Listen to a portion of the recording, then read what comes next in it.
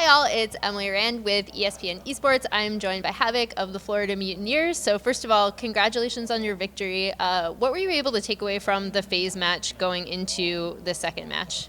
Well, we have gone through a similar situation with the last event in Atlanta. Obviously losing the very first match pretty bad. So I think we could take away is just we knew that we would bounce back. We knew that we would play better later on in the day. And I mean, they're a great team, and I feel like we played them pretty well too, in the first hardpoint at least. And I think that even though we lost, kind of gave us like a confidence boost going into the next ones too. So more than other teams, you guys have faced Atlanta kind of the most, I guess, at this point. What does, in your opinion, as someone who faces them inside the game so much, what makes them so successful? Because I feel like anytime we see someone saying, "Oh, we have a challenger to the FaZe thus far this season," they then just like find some other level of play. Well, they play the game a whole lot, and 4 of them are very fast, and they don't do the wrong things when they do them fast. And then they have Major Maniac, who does the right things playing slow and make sure they don't they flip spawns or anything like that. And they just win a lot of gunfights, honestly. Yeah, that also helps. Yeah. Speaking of like fast and slow play, I know one thing that Fero said was a challenge for him coming onto the team was that he's definitely a slower player than Preston is. So what was it like bringing him on, and what have you guys done to make him a bit more comfortable coming on in not an emergency situation, but in a situation that was really quick? Well, he meshed right away really well, and I feel like I'm up there now with Brad as we're like the people that set the pace on the team.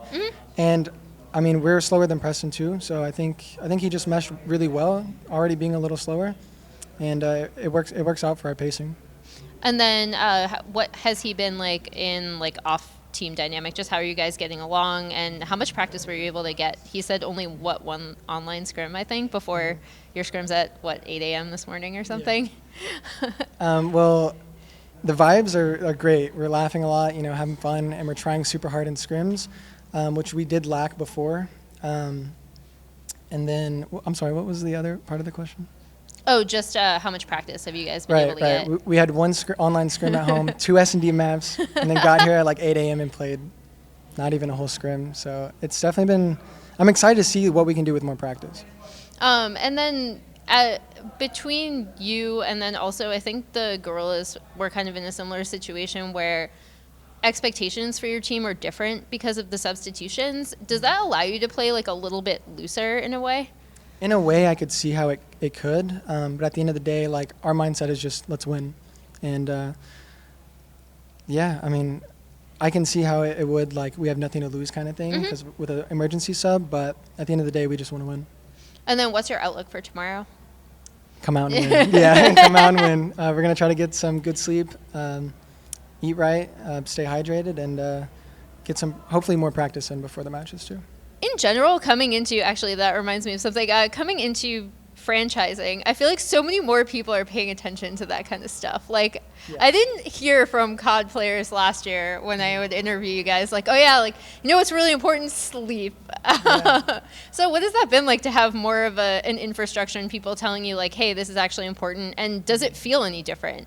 Yeah, it feels a lot different. I remember last event before our first match, I slept like 14 hours. I overslept. I didn't know that was a thing, and then my coach was like, yeah, you can't do that. And I did really bad first series. I think it was the worst series of my life. Wow. And, yeah, but I mean, drinking a lot of water and getting a lot of sleep does wonders.